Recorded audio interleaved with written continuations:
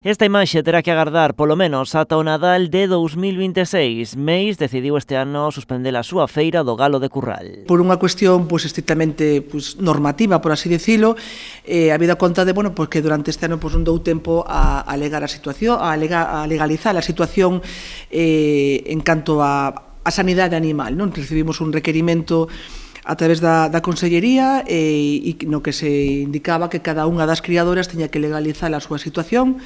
É certo que é un trámite engorroso, un trámite lento. Tan lento e engorroso que só unha das produtoras do galo de Meis conseguiu regularizar a súa situación. Como a normativa non está moi adaptada, nos custou, pero agora, como xa sabemos o que hai que facer, pois agora xa estamos empezando, xa temos novos expedientes preparados xa para a semana que ven, xa metelos por registro.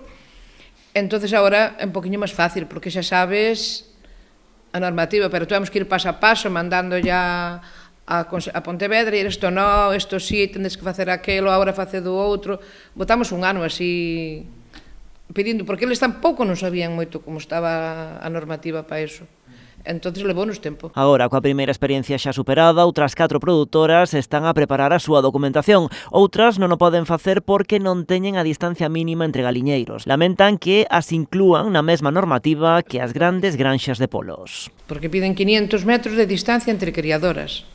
E sabendo que temos ao lado galiñeiros de produción autoconsumo.